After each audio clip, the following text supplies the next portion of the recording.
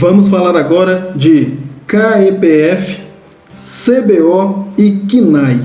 O que são esses acrônimos? Esses acrônimos diz respeito a alguns elementos que você, profissional da área de departamento pessoal, precisam conhecer.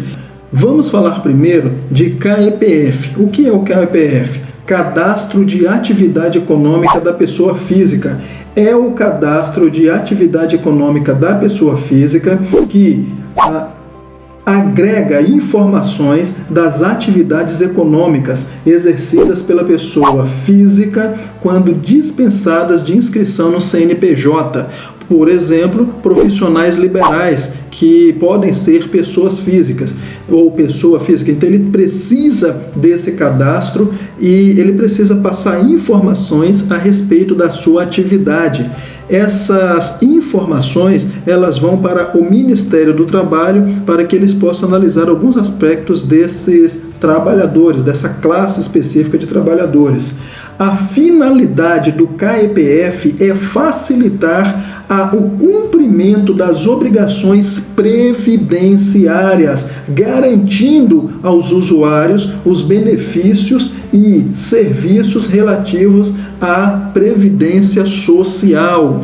O profissional pessoa física, que muitas vezes tem até empregado à sua disposição, ele precisa ter esse cadastro, o CAEPF, justamente para que haja a facilitação do cumprimento das obrigações previdenciárias para este profissional. O CAEPF foi criado pela Instrução Normativa da Receita Federal 1828 de 2018. Quem está obrigado a inscrever-se no CAEPF? A pessoa física que se enquadrar em uma das situações abaixo. Então, quem precisa fazer esse cadastro no CAEPF? Já sabemos que o CAEPF é um cadastro da pessoa física que não tem CNPJ, daquele empreendedor pessoa física, daquele trabalhador pessoa física, como por exemplo os profissionais liberais, que muitas vezes possuem até mesmo funcionários, mas que não tem que não tem o CNPJ. Ele funciona como uma empresa, mas não tem o CNPJ. Mas quem são eles exatamente? Vamos dar um exemplo. Eu coloquei aqui um exemplo para você. Contribuinte individual. Contribuinte de quê? Contribuinte do INSS individual, que possua segurado que ele preste serviço. Foi aquilo que eu te falei. Aquele empregador, pessoa física que possua segurado que lhe preste serviço. Esse segurado também precisa ter as informações previdenciárias em dia com a legislação previdenciária. Daí a necessidade desse cadastro. Produtor rural cuja atividade constitua fato gerador de contribuição previdenciária. O produtor rural também geralmente é pessoa física e ele precisa desse cadastro no CAEPF.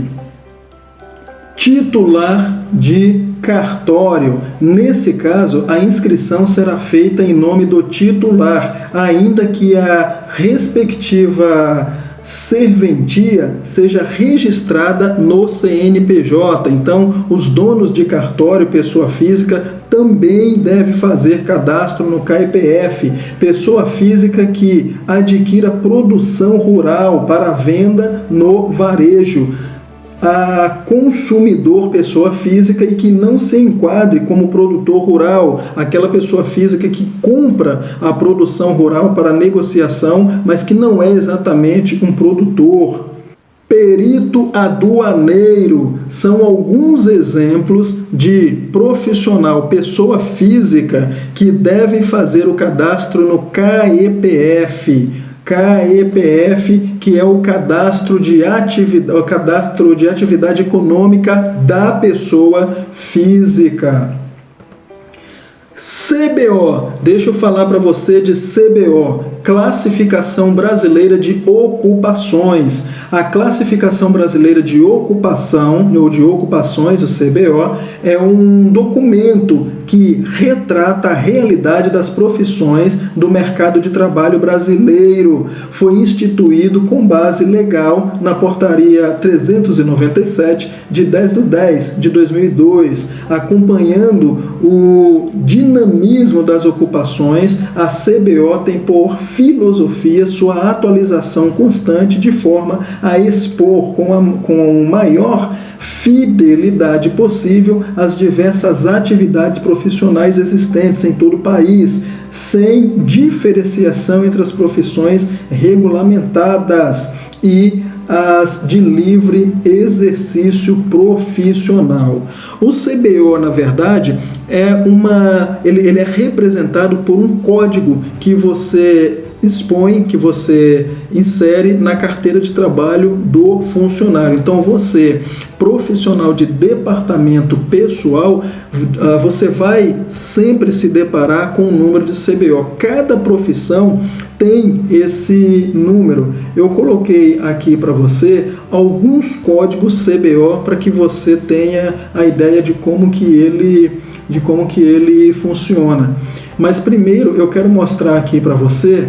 Dá uma olhadinha nessa tela. Essa tela é justamente o site, o portal onde você encontra o número do CBO de determinada profissão. Às vezes você vai assinar a carteira do trabalhador no sistema, o sistema de departamento pessoal vai pedir o CBO e você não sabe esse CBO. Ou você simplesmente joga lá no site de busca e vai sair o CBO desse profissional, ou você vem aqui nesse portal, que é justamente do Ministério do Trabalho, o portal do CBO do Ministério do Trabalho, onde você vai buscar essa informação do CBO.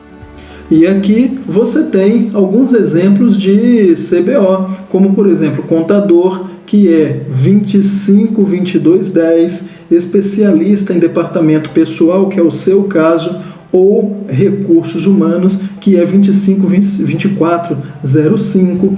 Você tem também analista financeiro, que é 252545, analista em escrita fiscal, 251225, enfermeiro, 253505, eletricista de instalações, 715615. Aqui são os exemplos de CBO. Então, quando você estiver assinando a carteira do funcionário ou simplesmente assinando a carteira, é um modo de dizer, porque hoje em dia a carteira ela é registrada, as informações a respeito da contratação do empregado, ela é inserida na carteira de trabalho de forma automática. Então, na verdade, é mais correto dizer que você vai usar o número do CBO quando você estiver realizando o cadastro do funcionário.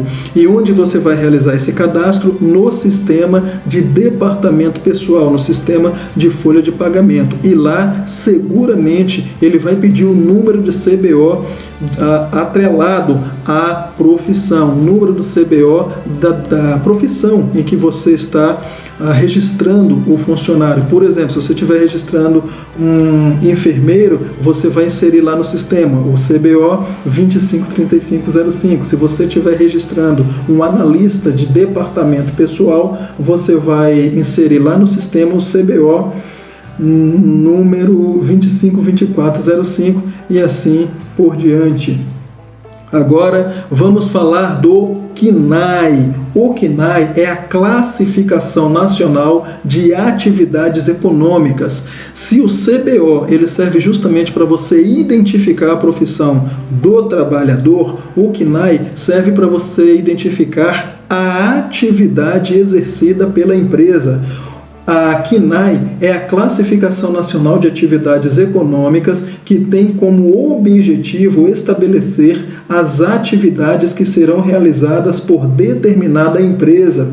Todos aqueles que são pessoas jurídicas devem obrigatoriamente ter a CNAE, visto que ela é fundamental para o CNPJ. Inclusive, no cartão do CNPJ vai estar lá constando o número do CNAE. Uma empresa pode ter mais de um CNAE, sendo que um deles é o relevante, é o principal. É importante ressaltar que profissionais autônomos e organizações sem fins lucrativos também precisam ter essa classificação. Essa classificação é usada em todo o território nacional e a caracterização de empresas públicas e privadas é feita por ela. Os códigos são usados nos cadastros e registros da administração federal, estadual e municipal. Então, na verdade, esse CNAE vai ser o código que vai identificar as atividades da empresa. Uma empresa X, ela tem determinada atividade, ela exerce determinada atividade. E essa atividade está atrelada a um código CNAE e vai ser utilizado, esse código será utilizado nos órgãos da administração federal, estadual e municipal. Então, onde você for fazer alguma coisa para a empresa, algum cadastro para a empresa, vai ter lá o número do CNAE. E no treinamento completo, você vai entender por que o especialista em departamento pessoal precisa conhecer o CNAE ou a CNAE. Pode ser que a empresa se enquadre em mais de uma classificação. Isso porque a CNAE pode ser aplicada para qualquer agente econômico, isto é, pessoas físicas ou jurídicas que movimentam o sistema econômico. E aqui eu coloquei para vocês, olha só, o exemplo de alguns CNAEs, de algumas atividades com seus CNAEs, apenas para você ter uma ideia de como é a estrutura dessa numeração.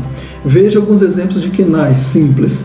7111-0100, serviços de arquitetura, 7112-000, serviços de engenharia, 7319-004, consultoria em publicidade, 6204-000, consultoria em tecnologia da informação, 7319-003, marketing direto, 6201-502, web design.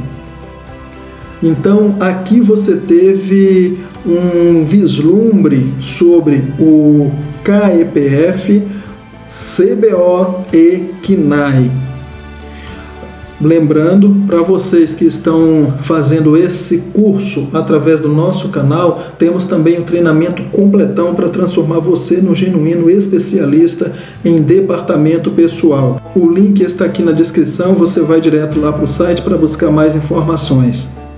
Espero você na próxima aula.